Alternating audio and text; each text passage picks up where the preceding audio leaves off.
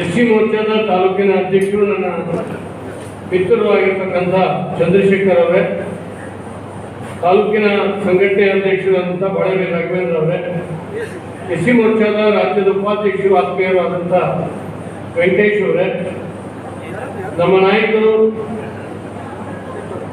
ದಲಿತ ಮುಖಂಡರಾಗಿರ್ತಕ್ಕಂಥ ಕಾಸರಳ್ಳಿ ಶ್ರೀನಿವಾಸ್ ಅವರೇ, ವೇದಿಕೆಯಲ್ಲಿ ಅಧ್ಯಕ್ಷರಾಗಿರ್ತಕ್ಕಂಥ ಬೇಗೋಳಿ ಸತೀಶ್ ಅವರೇ, ಮದನ್ ಅವರೇ, ನೀಲಂನವರೇ, ಹೊಸಕೊಪ್ಪ ಸುರೇಶ್ ಅವರೇ, ಲಕ್ಷ್ಮೀ ಉಮೇಶ್ ಅವರೇ, ಲಿಂಗರಾಜ್ ಅವರೇ, ಕೊಲ್ಲಣ್ಣ ಅವರೇ,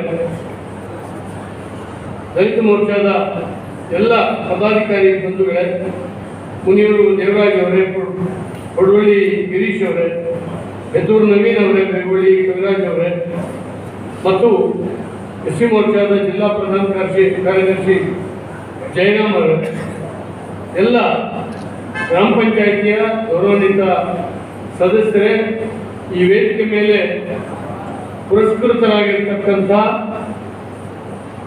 ದಲಿತ ಕುಟುಂಬದಲ್ಲಿ ಹುಟ್ಟಿದರೂ ಕೂಡ ಒಳ್ಳೆಯ ಶಿಕ್ಷಣವನ್ನು ಪಡೆದಿರ್ತಕ್ಕಂಥ ನನ್ನೆಲ್ಲ ಅಣ್ಣ ತಮ್ಮಂದ್ರೆ, ಅಕ್ಕ ತಂಗಿಯರೇ, ಹಿರಿಯರಾಗಿರ್ತಕ್ಕಂಥ ಸಾಲಕುಪ್ಪ ರಾಮಚಂದ್ರ ಅವರೇ, ಈಶ್ವರ್ ಅವರೇ, ಇದ್ದಾರೇ ಮತ್ತು ಎಲ್ಲ ಆತ್ಮೀಯ ಬಂಧುಗಳೇ, ಅಕ್ಕ ತಂಗಿಯರೇ, ಮಾಧ್ಯಮದ ಮಿತ್ರರೇ, ವಿಶೇಷವಾಗಿ ಅಂಬೇಡ್ಕರ್ ಅವರ ಹುಟ್ಟುಹಬ್ಬವನ್ನು ನಮ್ಮ ತಾಲೂಕಿನಲ್ಲಿ ನಾವು ಇನ್ನೊಂದು ವರ್ಷ ಆಚರಿಸಿದ್ದಲ್ಲ, ಬಹುಶಃ ನಮ್ಮ ಪಕ್ಷ ಹುಟ್ಟಿದಾಗಿಂದ ಆಚರಿಸ್ತಾ ಬಂದಿದ್ದೇವೆ, ಹುಟ್ಟಿದಾಗಿಂದ ಆಚರಿಸ್ತಾ ಬಂದಿದ್ದೇವೆ. ಬೇರೆ ಬೇರೆ ರಾಜಕೀಯ ಪಕ್ಷಗಳು ದಲಿತರನ್ನ ಒಂದು ಓಟ್ ಕೊಡುವ ಯಂತ್ರಗಳು ಅಂತ ಹೇಳಿ ಭಾವಿಸುವಾಗ ನಾವು ದಲಿತರ ಪರವಾಗಿ ನಿಂತು ಹೋರಾಟ ಮಾಡಿದ್ದೇವೆ. ದಲಿತರಿಗೆ ಅನ್ಯಾಯ ಆದಾಗೆಲ್ಲ ಬಿಜೆಪಿ ನಿಮ್ಮ ಪರವಾಗಿ ನಿಂತಿದೆ. ಹಾಗಾಗಿ ಪ್ರತಿ ವರ್ಷ ನಾವು ಅಂಬೇಡ್ಕರ್ ಜಯಂತಿಯ ನೆಪದಲ್ಲಿ ನಮ್ಮ ಕಾರ್ಯಕರ್ತರು, ನಾನು ಸಹಿತ ಈ ತಾಲೂಕಿನ ಎಲ್ಲ ಎಸ್ಸಿ ಕಾಲೋನಿಗಳಿಗೆ ಹೋಗುವಂಥದ್ದು, ನಿಮ್ಮನ್ನು ಕರೆಯುವಂಥದ್ದು, ಇಲ್ಲೊಂದು ಕಾರ್ಯಕ್ರಮವನ್ನು ಮಾಡುವಂಥದ್ದು ಇವನ್ನು ಮಾಡ್ತಾನೆ ಬಂದಿದ್ದೇವೆ. ಅನೇಕ ಸಾರಿ ನಾವು ನೋಡ್ತೀವಿ ಸರ್ಕಾರದ ಕಾರ್ಯಕ್ರಮಗಳು ಹೆಂಗಾಗ್ತಾ ಇದ್ದಾವೆ, ಅಧಿಕಾರಿಗಳು ಯಾರಿಗೆ ಹೇಳೋದೇ ಇಲ್ಲ, ಎಲ್ಲೋ ಒಂದು 25 ಜನ ಸೇರಿಸ್ಕೊಂಡು ಒಂದು ಭಾಷಣ ಮಾಡಿ ಕಳಿಸ್ಬಿಡೋದು, ಅದೊಂದು ಯಾಂತ್ರಿಕವಾಗಿ ನಡೀತದೆ. ಆದರೆ ಅಂಬೇಡ್ಕರ್ ಅವರ ಜಯಂತಿ ಹಾಗೆ ಯಾಂತ್ರಿಕವಾಗಿ ನಡೀಬಾರದು.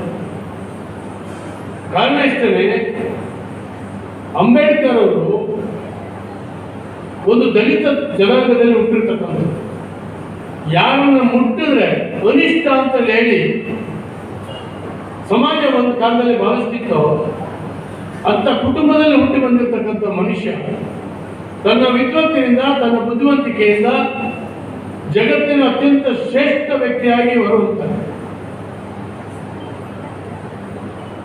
ದೇಶಕ್ಕೆ ಸ್ವಾತಂತ್ರ್ಯ ಬರ್ತದೆ, ಅದಕ್ಕೊಂದು ಸಂವಿಧಾನ ರಚನೆ ಆಗಬೇಕು, ದೇಶವನ್ನು ನಡೆಸೋದು ಹೇಗೆ, ನೀತಿ ನಿಬಂಧನೆಗಳನ್ನು ರಚನೆ ಮಾಡಬೇಕು. ಅದನ್ನು ನೋಡಿದಾಗ ಆ ಸಂವಿಧಾನ ರಚನಾ ಸಮಿತಿಯ ಅಧ್ಯಕ್ಷರನ್ನಾಗಿ ಡಾಕ್ಟರ್ BR ಅಂಬೇಡ್ಕರ್ ಅವರನ್ನು ನೇಮಕ ಮಾಡ್ತಾರೆ. ಎಷ್ಟು ದೊಡ್ಡ ದೇಶ, ಅವತ್ತು 33 ಕೋಟಿ ಜನಸಂಖ್ಯೆ ಇದೆ. ಇಲ್ಲಿ ಆಯ್ಕೆ ಆಗಿರ್ತಕ್ಕಂಥವರು ಅಂಬೇಡ್ಕರ್ ಅವರು. ಅಂದರೆ ಅತ್ಯಂತ ಶ್ರೇಷ್ಠ ಬುದ್ಧಿಜೀವಿ, ಅತ್ಯಂತ ಶ್ರೇಷ್ಠ ಒಬ್ಬ ನ್ಯಾಯವಾದಿ, ಕಾನೂನು ಪುಸ್ತಕಗಳನ್ನು ಸಾಕಷ್ಟು ವ್ಯಾಸಂಗ ಮಾಡಿದ್ರು. ಹಾಗಾಗಿ ಅವರು ನೇತೃತ್ವದಲ್ಲಿ ರಚನೆ ಆಗಬೇಕು.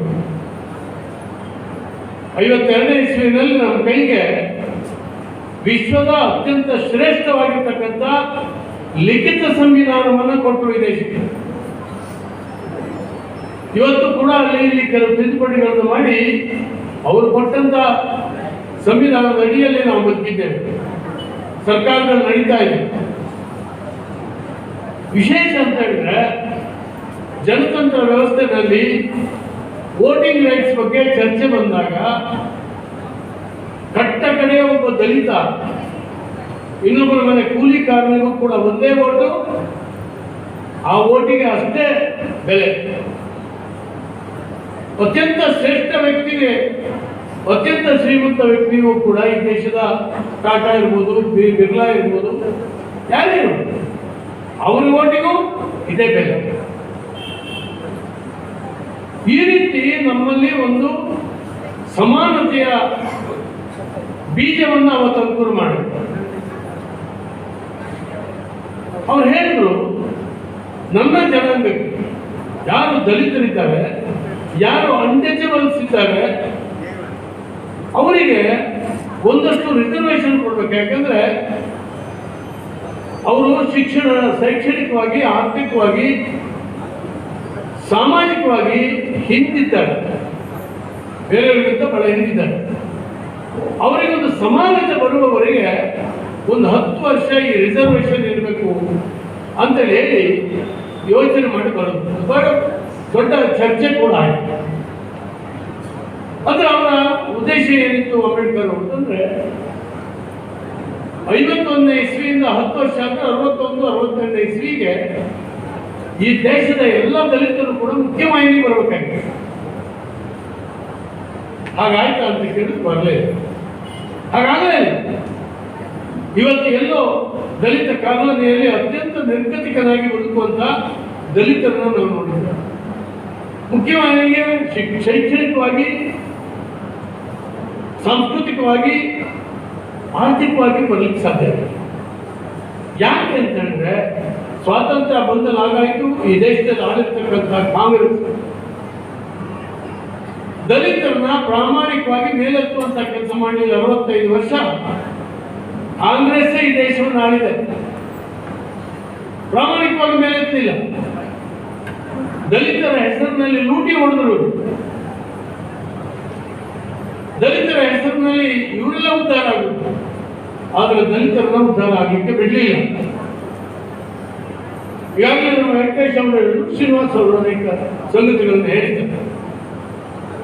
ಇಷ್ಟೊಂದು ದೊಡ್ಡ ಸಂವಿಧಾನವನ್ನು ರಚನೆ ಮಾಡಿರ್ತಕ್ಕಂಥ ಒಬ್ಬ ತಜ್ಞ ವ್ಯಕ್ತಿ ಪಾರ್ಲಿಮೆಂಟ್ ಒಳಗಡೆ ಕೂತಿಗೆ ಬಿಡಲಿಲ್ಲ ಅವರಿಗೆ.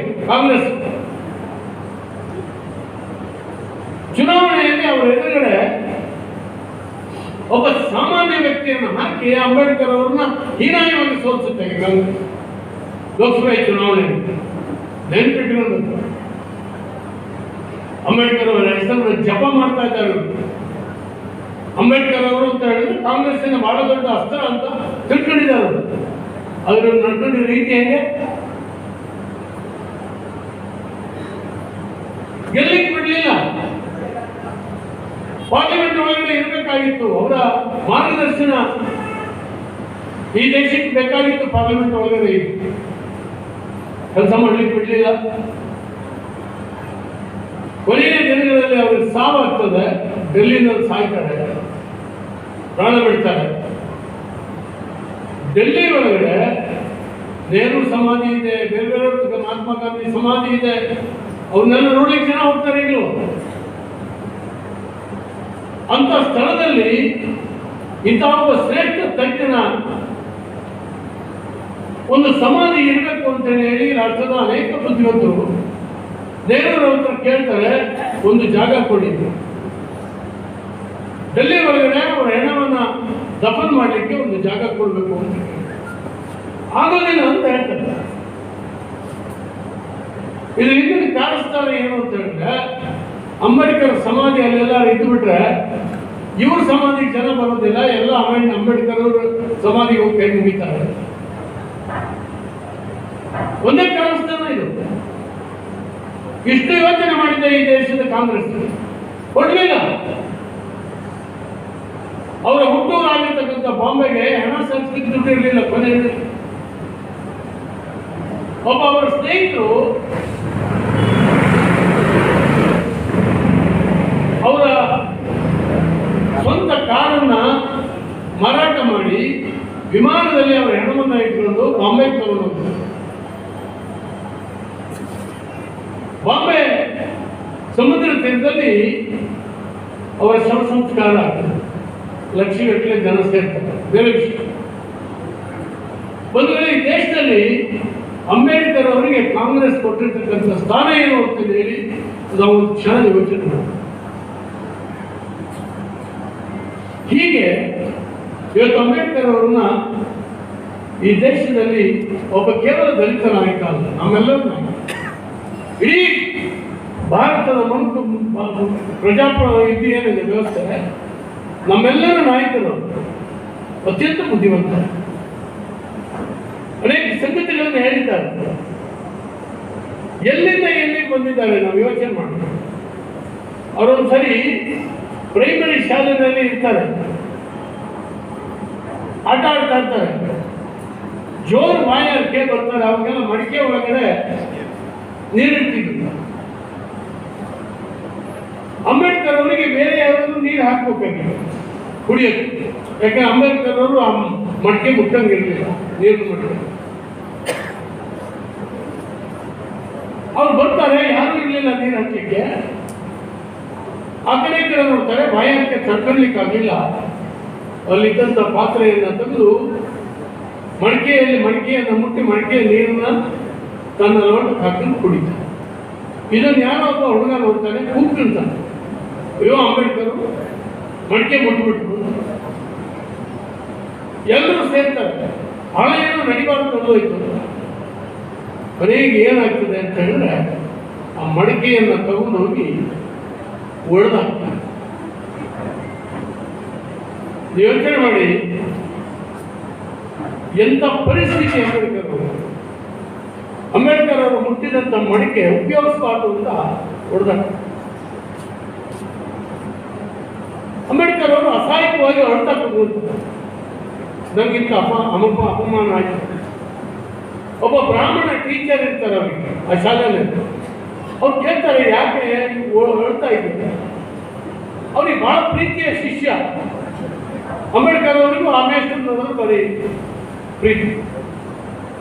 ಅವ್ರು ಹೇಳ್ತಾರೆ, ತುಂಬ ಹೊತ್ತಿನ ನಂತರ ಬೀಳಿಸಿ ಕೇಳ್ತಾರೆ, ಯಾಕೆ ಬರ್ತಾ ಇದೆಯಾ ಹೇಳು. ಅಂಬೇಡ್ಕರ್ ಅವರು ಹೇಳ್ತಾರೆ, ನಾನಿನ್ನು ನಾಳೆ ಶಾಲೆಗೆ ಬರೋದು. ಯಾಕಪ್ಪ, ಏನಾಗೋಯ್ತು, ಯಾಕೆ ಶಾಲೆ? ಅವ್ರು ಹೇಳ್ತಾರೆ, ಯಾರ ಜೊತೆ ನಾನು ಆಟ ಆಡೋಕ್ಕಾಗೋದಿಲ್ಲ, ಮೈಗುಂಟು ಆಟ ಆಡಲಿಕ್ಕೆ ನನಗೆ ಯಾರು ಸೇರಿಸಿರೋದಿಲ್ಲ. ಮಡಿಕೆ ಕುಡಿದೆ, ನೀರು ಕುಡಿದೆ ಅನ್ನೋ ಕಾರಣಕ್ಕಾಗಿ ಆ ಮಡಿಕೆನ ಎಲ್ಲರೂ ಎದುರುಗಡೆ ಎತ್ತಿ ಹೊಡೆದಾಕಿದ್ರು. ಗುರುಗಳೇ, ನಾನು ಅಪಮಾನ ಸಹಿಸಿಕೊಂಡು ನಾನು ಶಾಲೆಯಲ್ಲಿ ಕಲೀಲಿಕ್ಕೆ ಸಾಧ್ಯ ಇಲ್ಲ, ನಾನು ಬರೋಲ್ಲ, ನಾವು ಓದಲ್ಲ ಇನ್ಮೇಲೆ. ಆ ಮೇಷ್ಟ್ರು ಅಂಬೇಡ್ಕರ್ ಅವ್ರನ್ನ ಕರ್ಕೊಂಡು ಹೋಗಿ ಬೆನ್ನು ತಟ್ಟಿ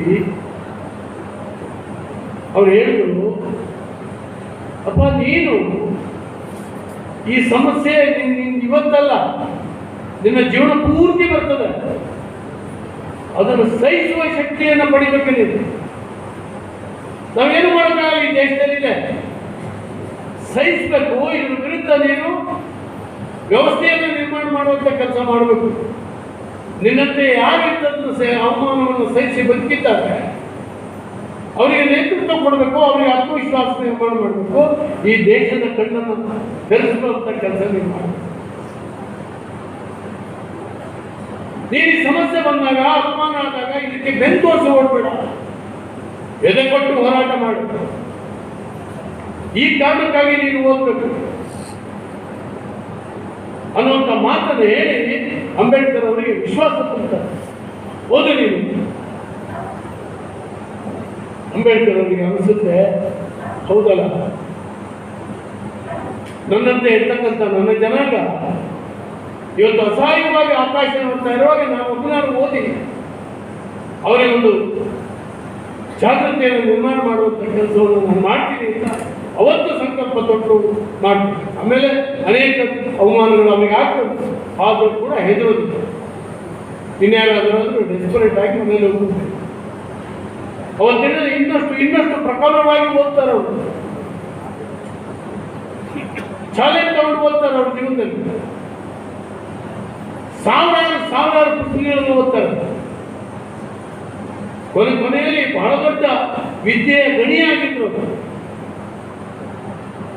ಇಂಥ ಅಂಬೇಡ್ಕರ್ ಅವರನ್ನ ಅವರ ಜನ್ಮ ದಿನೋತ್ಸವ ಆಚರಿಸೋದು ಅಂದರೆ ಕೇವಲ ಭಾಷಣ ಮಾಡಿ ಹೋಗುವುದಲ್ಲ, ಅವರು ನಡೆದಂಥ ದಾರಿನಲ್ಲಿ ನಡೆಯುವಂಥದ್ದು, ಅವರು ಪಟ್ಟಂಥ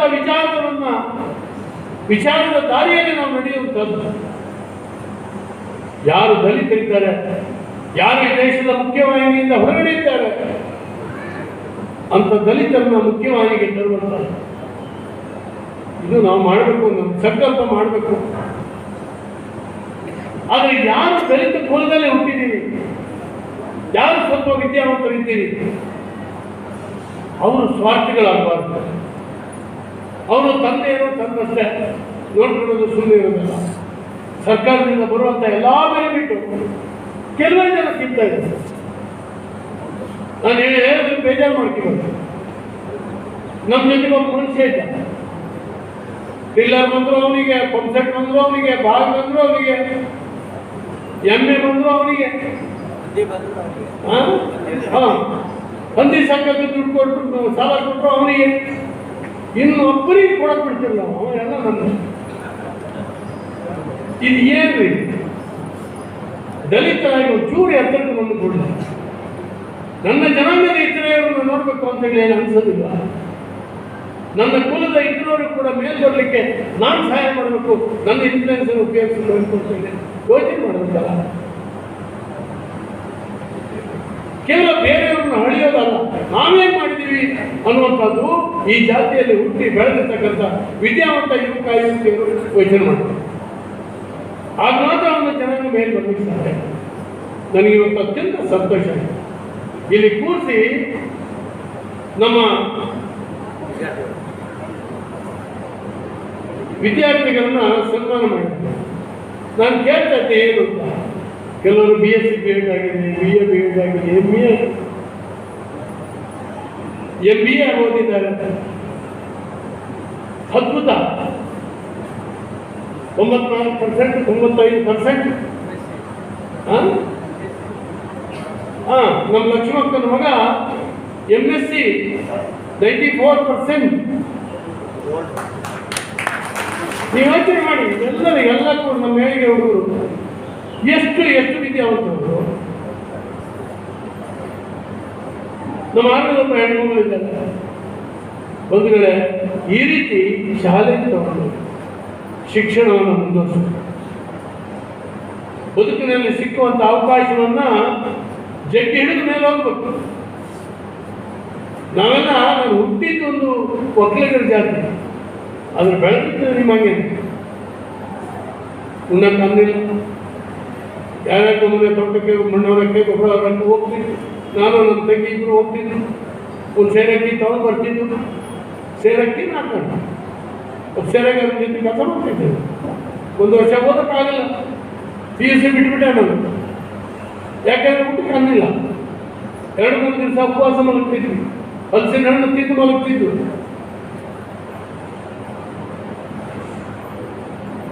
ನನಗೆ ಇದು ಎಲ್ಲದರ ಬೆಂಕಿಯಿಂದ ಎದ್ದು ಬಂದಿದೆ. ನಾನು ಒಂದು ದಲಿತ ಕುಟುಂಬ ಹೆಂಗೆ ಬದುಕ್ತಾ ಇದೆ ಅನ್ನುವಂಥದ್ದು ನನಗೆ ಗೊತ್ತಿದೆ. ಬಂಧುಗಳು, ಇವತ್ತು ಮೊದಲಿನಷ್ಟು ಬಡತನ ಇಲ್ಲ, ಮೊದಲಿನಷ್ಟು ಕಷ್ಟ ಇಲ್ಲ. ಯಾಕಂದ್ರೆ ಅವಕಾಶಗಳು ಸುಮಾರು ಇದ್ದಾವೆ. ನಾವು ಮೊದಲು ಹೋಗಿ ಯಾರು ಮನೆ ಕಂಬ ಕಾಯ್ತಾ ನಿಂತ್ಕೋಬೇಕಾಗಿತ್ತು. ಆದ್ರೆ ಈಗ ಅವರು ನಮ್ಮನೆ ಬಾಗಿಲು ಬರ್ತಾರೆ. ಒಂದು ಆಳ ಕೆಲಸಕ್ಕೆ ಹೋಗ್ತಾರೆ. ದಿನಗಳು ಭಾರಿ ಬದಲಾವಣೆ ಆಗಿದ್ದಾವೆ. ಸೈಕಲ್ ಚಕ್ರ ಬಹಳ ತಿರುಗಿದೆ. ಈಗ ಬಡವರ ಜಮಾನ, ಈಗ ದಲಿತರ ಜಮಾನ. ಈಗ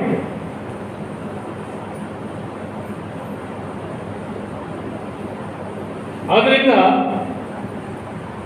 ಕೇವಲ ನಮ್ಮ ಜೊತೆ ಬಟ್ಟೆಗಾಗಿ ಯಾರ್ಯಾರು ಮನೆ ಕೊಟ್ಟಿಗೆ ಸಂಗತಿ ತೆಗಿಬೇಕಾಗಿತ್ತು. ಜೀತದಾಳು ಬಾಂಡೆಗಳೆಲ್ಲ ಅಂತೇಳಿ ಏನು ಅಂತಾರೆ ಈ ಜನಾಂಗ ಬದುಕಿತ್ತು. ಇವತ್ತು ಆ ರೀತಿ ಇಲ್ಲ. ಅವಕಾಶಗಳು ಸಾಕಷ್ಟಿದ್ದಾವೆ. ಇತ್ತಲ್ಲಿ ಪೇಟೆಗೆ ಬರ್ಬೇಕು ಅಂದ್ರೆ ಒಂದು ಜೊತೆ ಬಟ್ಟೆ ಇರ್ತಿರಲ್ಲ. ಹಳ್ಳಿ ನಮ್ದು ಸಾಯತಕ್ಕ ತಿತ್ತಲ್ಲಿ ನೋಡ್ತಿದ್ದವರಿದ್ದಾರೆ, ಹಂಗೆ ಹೋಗ್ಬಿಟ್ರು. ಆದ್ರೆ ಇವತ್ತು ದೇವರು ನಮಗೆಲ್ಲ ಒಳ್ಳೆ ಕಾಲ ಮಾಡ್ತಿದ್ದಾರೆ. ಸರ್ಕಾರ ಅನೇಕ ಸೌಲಭ್ಯಗಳನ್ನು ಕೊಡ್ತಾ ಇದೆ. ಮಕ್ಕಳಿಗೆ ವಿಶೇಷವಾಗಿರ್ತಕ್ಕಂಥ ಹಾಸ್ಟೆಲ್ ಫೆಸಿಲಿಟೀಸ್ ಅನ್ನು ಕೊಟ್ಟಿದ್ದಾರೆ. ಬಟ್ಟೆ ಕೊಡ್ತಾರೆ, ಪುಸ್ತಕ ಕೊಡ್ತಾರೆ, ಸ್ಕಾಲರ್ಶಿಪ್ಗಳನ್ನು ಕೊಡ್ತಾರೆ. ನಮ್ಮ ಮಕ್ಕಳಿಗೆ 2 ಸೈಕಲ್ಗಳು ಬರ್ತವೆ. ಈಗ ಓದ್ತೇವೆ, ನಾವು ಯಾವಾಗ ಓದ್ಬೇಕು? ಓದಬೇಕು, ನಮ್ಮ ಬದುಕನ್ನು ಬದಲಾಯಿಸಿರುವಂಥ ಕೆಲಸ ನಾವೇ ಮಾಡಬೇಕು. ನಮ್ಮ ವಿಗ್ರಹಕ್ಕೆ ನಾವೇ ಶಿಲ್ಪಿಗಳಾಗಬೇಕು. ಈ ನಿಟ್ಟಿನಲ್ಲಿ ಪ್ರಯತ್ನ ಮಾಡಬೇಕು ಎಲ್ಲ ದಲಿತ ಬಂಧುಗಳು ಅಂತ ಹೇಳಿ ಈ ಸಂದರ್ಭದಲ್ಲಿ ವಿನಂತಿ ಮಾಡಿಕೊಳ್ತೇನೆ. ಹೆಚ್ಚು ಮಾತನಾಡೋದಿಲ್ಲ. ಬಹಳ ಸಂತೋಷ ಆಗ್ತದೆ. ನಮ್ಮ ಕಾರ್ಯಕರ್ತರು, ನಮ್ಮ ಶ್ರೀನಿವಾಸ, ಚಂದ್ರಶೇಖರ್, ಗಿರಿ, ನಮ್ಮ ಲಕ್ಷ್ಮೀ, ಎಷ್ಟು ಜನ ಈಗ ಹೆಚ್ಚು ಕಮ್ಮಿ ಒಂದು 10-12 ಜನ ಆಯ್ತೇನೆ ಸುತ್ತಿದ್ದಾರೆ. ನಾನು ವಿಪರೀತ ತಿರುಗಾಡ್ತೇನೆ. ನಾನು ಯಾವಾಗ ಕೂಡ ಒಂದು ಫೋನ್ ಮಾಡ್ತಿದ್ದೆ, ನಮ್ಮ ಕಾರ್ಯಕರ್ತರು ನೋಡಿಸ್ತಿದ್ದೆ, ಹೋಗ್ರೋ ಕರ್ಕೊಂಡು ಬನ್ನಿ ಅಂತ ಎಲ್ಲ ಆಗ್ತಿದ್ದೆ. ಈ ಸರಿ ಏನು ಮಾಡಲಿಲ್ಲ. ಈ ದಲಿತ ಸಮಾವೇಶ ದಲಿತ ಮುಖಂಡರ ಕಡೆಯಿಂದಲೇ ಆಗಬೇಕು ಅಂತ ಹೇಳಿ ಯೋಚನೆ ಮಾಡ್ತೇನೆ. ನನಗೆ ಸಂತೋಷ ಆಗುತ್ತೆ. ಈ ಹಾಲ್ ತುಂಬುವ ರೀತಿಯಲ್ಲಿ ನೀವೆಲ್ಲ ಬಂದು ಸೇರಿದ್ದೀರಿ. ಬಹಳ ಒಳ್ಳೆ ಅದ್ಭುತವಾಗಿರ್ತಕ್ಕಂಥ ಒಂದು ಮೆರವಣಿಗೆ ಕೂಡ ತೀರ್ಥಹಳ್ಳಿಯಲ್ಲಿ ಇವತ್ತಾಯ್ತು. ಕಾರ್ಯಕ್ರಮದ ನಿರ್ವಹಣೆ ಕೂಡ ಅವರೇ ಮಾಡ್ತಾ ಇದ್ದಾರೆ. ಸ್ವಾಗತ, ವಂದನಾರ್ಪಣೆ, ಅಧ್ಯಕ್ಷತೆ ಎಲ್ಲವೂ ಯಾಕಂದ್ರೆ ಮಾಡಬೇಕು ಧೈರ್ಯವಾಗಿ. ಇನ್ಯಾವ ಮಾಡೋದು? ನಾವಿದ್ದೇವೆ ಬೆನ್ನಿದ್ದಕ್ಕೆ. ನಮ್ಗೆ ಯಾರು ಕಲಿಸಿದ್ರು? ನಾವೇನು ಆಕಾಶದಿಂದ ಉದುರಿದು ಅನೇಕ ಸರಿ ತಪ್ಪು ಮಾಡಿಯೂ ಕೂಡ ಬೇರೆ ತಿಂದು ನಾವು ಮೇಲೆ ಬಂದಿದ್ದೀವಿ. ಹಾಗೆ ಇವತ್ತು ನಮ್ಮ ಯುವಕರು, ನಮ್ಮ ಯುವತಿಯರು ದಲಿತ ಸಮಾಜದಿಂದ ಯಾರು ಬಂದಿದ್ದಾರೆ ಅವ್ರ ವೇದಿಕೆ ಹತ್ತದ್ದು ಕಲಿಬೇಕು, ನಾವು ಮಾತಾಡೋದು ಕಲಿಬೇಕು. ಇವತ್ತು ಲೀಡರ್ಶಿಪ್ ಈ ದಲಿತ ಜನಾಂಗದಿಂದ ಕೂಡ ಮೇಲೆ ಬರಬೇಕಾಗ್ತದೆ. ಕಾಸರಳ್ಳಿ ಶ್ರೀನಿವಾಸ್ ಅಂತವರಿಗೆ ಇವತ್ತು LLB ಮಾಡ್ಕೊಂಡು ಬಂದು ನಾನು ಹೇಳಿದೆ, ಶ್ರೀನಿವಾಸ್ ನೀನು ಚುನಾವಣೆ ನಿಲ್ಬೇಕು, ಮಡಗದ್ದೆ ಹೋಗ್ಲಿ ತಗೊಂಡು ನಿಲ್ಲಿಸಿದ್ವಿ. ಎಲ್ಲ ನಮ್ಮ ಕಾರ್ಯಕರ್ತರು, ಮುಖಂಡರೆಲ್ಲ ಸೇರಿಸಿ ಶ್ರೀನಿವಾಸನ ಗೆಲ್ಲಿಸಿದ್ರು. ಈಗಲೂ ಶ್ರೀನಿವಾಸ ಬಗ್ಗೆ ಹೇಳ್ತಾರೆ, ಅತ್ಯಂತ ಒಳ್ಳೆಯ ಹುಡುಗ, ಬಹಳ ಚೆನ್ನಾಗಿ ಕೆಲಸ ಮಾಡಿದ. ಜನರಿಗೆ ಯಾರು ನಿಲ್ಲಿಸಿ ಯಾರು ಬಂದಿದ್ರು ಈ ಕೆಲಸ ಮಾಡೋಕ್ಕಾಗ್ತಿರ್ಲಿಲ್ಲ. ಅಷ್ಟು ಪ್ರೀತಿಯಿಂದ ಎಲ್ಲರ ಮನೆಗೆ ಹೋಗೋದು, ಕೆಲಸ ಮಾಡೋದು, ಪ್ರಾಮಾಣಿಕವಾಗಿ ಬದುಕಿದ್ದಾರೆ, ಪರಿಶುದ್ಧವಾಗಿ ಬದುಕಿದ್ದಾರೆ. ಇವತ್ತು ಜನಾಂಗರಾಗಿ ಇಡೀ ತೀರ್ಥಹಳ್ಳಿನಲ್ಲಿ ಶ್ರೀನಿವಾಸ್ ಅಂತ ಹೇಳಿದ್ರೆ ಕಾಸರಳ್ಳಿ ಶ್ರೀನಿವಾಸ್ ಅಂದರೆ ಅಲ್ಲಿ ಇವತ್ತು ನಮ್ಮ ಚಂದ್ರಯ್ಯನಲ್ಲಿ ಬೆಚ್ಚಳ್ಳಿ ಅಂತ ಬಹಳ ದೊಡ್ಡ ಪಂಚಾಯತಿಗೆ ಅಧ್ಯಕ್ಷ ಆಗಿಲ್ಲ. ಈಗಲೂ ಮೆಂಬರ್ ಅಲ್ಲ, ಈಗಲೂ ತಮಿಳುಗದ್ದೆ ಅಂತ ಗೆದ್ದಿದ್ದಾನೆ ಮೆಂಬರ್. ನೀವು ಮಾತಾಡಕ್ಕೆ ನಿಂತ ಅಂದ್ರೆ ಹೆಂಗೆ ಮಾತಾಡ್ತಾರೆ? ನಮ್ಮ ಲಕ್ಷ್ಮಕ್ಕ ಕಾರಣಕ್ಕೊಂದು ಆಡಲ್ಲ ಅದು, ಆದ್ರೆ ಮಾತಾಡ್ತಿಲ್ಲ. ಅವರು MP ಅವರು ಕಿವಿನ ಕೇಳ್ತಾ ಇದ್ರು, ಇವನು ಯಾರು? ತಾಲೂಕ್ ಪಂಚಾಯತಿ ಅಧ್ಯಕ್ಷ, ಅಂಬುತಿರ್ತದಂತ ಪಂಚಾಯತಿ ಅಧ್ಯಕ್ಷ ಹೆಂಗೆ ನಿರ್ವಹಿಸಿದ್ದಾರೆ? ನಾವು ದಲಿತ ಕುಟುಂಬದಿಂದ ಬಂದವರು, ನಮ್ಗೆ ಏನು ಗೊತ್ತಿಲ್ಲ, ನಮ್ಮಂತ ಕುಲದವರು ಏನು ಮಾಡೋಕ್ಕಾಗುತ್ತೆ ಅಂತ ಹೇಳುವಂತ ಕೀಳರಿಮೆಯ ಭಾವನೆಯನ್ನು ತೊರೆದು ಮುಂದಕ್ಕೆ ಆಗ ಮಾತ್ರ ಸಾಧ್ಯ. ಈಗ ಬಗರ್ಕಂಡಿ ಮೆಂಬರ್ ನಾವೇ ಮಾಡಿದ್ದೀವಿ, ಪ್ರಾಮಾಣಿಕವಾಗಿ ಸಾರ್ವಜನಿಕ ಜೀವನ ಮಾಡಿದ್ದಾಳೆ. ಇವತ್ತು ಕೂಡ ದೊಡ್ಡೂರಿನಲ್ಲಿ ಯಾರೋ ಮನೆ ಕೆಲಸ ಹೋಗ್ತದೆ ನನ್ನ ಅನ್ನಕ್ಕೆ. ಆದರೆ ಅಷ್ಟೇ ಎತ್ತರದ ವ್ಯಕ್ತಿತ್ವ. ಈ ರೀತಿ ಬೆಳೆದಿದ್ದಾರೆ. ನೀಲಮ್ಮ ಸತೀಶ್ ಮನೆಯಲ್ಲಿದ್ದವರು ಕರ್ಕೊಂಡು ಒಂದು ಮಂಡಗದೆ ಹೋಬಳಿನಲ್ಲಿ ಕಂಟೆಸ್ಟ್ ಮಾಡಿಸಿದ್ರು, ತುಂಬಾ ಚೆನ್ನಾಗಿ ಕೆಲಸ. ಈಗೀಗ ಯಾಕೋ ತೆಂತರಿ ಕಡೆ ಬರೋದಿಲ್ಲ. ನಿಜವಾಗ್ಲೂ ಕೂಡ ತುಂಬಾ ಗಟ್ಟಿಗಿತ್ತು, ಬಹಳ ಕೆಲಸ ಮಾಡಿದ್ರು. ಜಿಲ್ಲಾ ಪರಿಷತ್ನಲ್ಲಿ ಎಲ್ಲರಿಗೂ ಕೂಡ ಪರಿಚಯ. ಆ ರೀತಿಯಲ್ಲಿ ನನಗೆ ಹೆಮ್ಮೆ ಏನು ಅಂದರೆ, ನಾವು ಈ ರೀತಿಯ ವ್ಯಕ್ತಿತ್ವಗಳನ್ನು ಮೇಲೆತ್ತಿ ಬೆಳೆಸ್ತಾ ಇದ್ದೀವಿ. ನಮ್ಮ ಪಕ್ಷ ಬೆಳೆಸಿದೆ. ನಾವು ಬಿಡಲಿಲ್ಲ, ಅವ್ರ ನಗಣ್ಯ ಮಾಡಲಿಲ್ಲ. ಅವರಿಗೆ ಎಲ್ಲ ರೀತಿಯಿಂದ ಮಾರ್ಗದರ್ಶನ ಮಾಡಿದ್ದೇವೆ. ಅವ್ರ ಸಮಾಜದಲ್ಲಿ ಮೇಲೆ ಬರಬೇಕು ಅಂತ ಹೇಳಿ ಪ್ರಯತ್ನ ಮಾಡಿದ್ದೇವೆ. ಯಾಕಂದ್ರೆ ನನ್ನಂತ ಬೆಳೆದಿದ್ದು ಹಾಗೇನೆ. ಯಾರು ಅನ್ನ ಕೊಟ್ಟರು, ಬಟ್ಟೆ ಕೊಟ್ಟರು, ಫೀಸ್ ಕೊಟ್ಟರು, ಯಾರೋ ಕರಡಿದ ನಮ್ಮನ್ನ ಎಲ್ಲ ಕಡೆ ಕರ್ಕೊಂಡು ಪರಿಚಯಿಸಿದ್ರು. ಯಾರ್ಯಾರೋ ಪ್ರೀತಿ ಮಾಡಿದ್ವಿ, ಬೆಳೆದ್ವಿ. ಇವತ್ತು ನಿಮ್ಮ ಎದುರುಗಡೆ ನೀವು ಮಾತಾಡ್ತಾ ಇದ್ದೀರಿ. ರಾಜ್ಯದ ಸೇವೆ ಮಾಡುವಂತ ಒಬ್ಬ ಮಂತ್ರಿನೂ ಮಾಡಬಾರ್ದು ಸಂಘಟನೆ. ಈ ಅವಕಾಶಗಳು ರಾಘವೇಂದ್ರ ಅವರು ಹೇಳಿದ್ರು. ಒಬ್ಬ ನರೇಂದ್ರ ಮೋದಿ ರೈಲ್ವೆ ಸ್ಟೇಷನ್ ಅಲ್ಲಿ ಚಹಾ ಮಾರಾಟ ಮಾಡುವಂತ ವ್ಯಕ್ತಿ. ಅವ್ರ ತಾಯಿ ಯಾರಂತ ಮನೆ ಮುಸುರೆ ತೊಳೆದು ಮಕ್ಕಳು ಸಾಕಿರ್ತಕ್ಕಂಥ ತಾಯಿ. ಇಂಥ ಕುಟುಂಬದಿಂದ ಬಂದಿರತಕ್ಕಂಥ ವ್ಯಕ್ತಿ ಇವತ್ತು ದೇಶದ ಪ್ರಧಾನಿ ಆಗಿದ್ದಾರೆ ಅಂತ ಹೇಳಿದ್ರೆ ಇದು ಬಿಜೆಪಿ ಹೆಗ್ಗಳಿಕೆ. ಕೇವಲ ಭಾರತದ ಪ್ರಧಾನಿ ಅಲ್ಲ, ಜಗತ್ತು ಇವತ್ತು ಮೋದಿಯ ಕಡೆ ನೋಡ್ತಾರೆ, ಮೋದಿಯ ಮಾರ್ಗದರ್ಶನದ ಕಡೆ ನೋಡ್ತಾರೆ. ಇದು ನಮಗೆಲ್ಲ ಹೃದಯ ತುಂಬಿ ಬರ್ತದೆ. ಈ ದೇಶಕ್ಕೆ ಏನು ಅಲ್ಲದೆ ಇರುವಂಥ ಒಂದು ಕುಟುಂಬದಿಂದ ಬಂದಿರತಕ್ಕಂಥ ವ್ಯಕ್ತಿ ಈ ಎತ್ತರಕ್ಕೆ ಬೆಳೀತಾರೆ ಅಂದರೆ ಬಿಜೆಪಿಯ ಮಹತ್ವ ಇದೆ. ಇಲ್ಲಿ ಯಾರು ಪ್ರಾಮಾಣಿಕವಾಗಿ ಕೆಲಸ ಮಾಡ್ತಾನೋ ಅವನು ಎದ್ದು ತೆಗೆಸಬೇಕು. ಹಾಗಾಗಿ ನಮ್ಮೆಲ್ಲ ಮಿತ್ರರು ಕೂಡ ಇವತ್ತು ಬೆಳೆದಿದ್ದಾರೆ. ಎಲ್ಲ ರಂಗದಲ್ಲಿ ಕೂಡ ನಾವು ಬೆಳಿಬೇಕು. ನಮ್ಮ ಶಿವಮೊಗ್ಗದಲ್ಲಿ ಲಿಂಗರಾಜು, ಸುರೇಶ ಅತ್ಯಂತ ಕೆಟ್ಟ ಬಡತನದಿಂದ ಆ ದಲಿತ ಜನಾಂಗದಿಂದ ಬಂದಿದ್ದಾರೆ. ಅವರೆಲ್ಲ ಒಂದು ಸ್ಥಾನಮಾನದಲ್ಲಿದ್ದಾರೆ.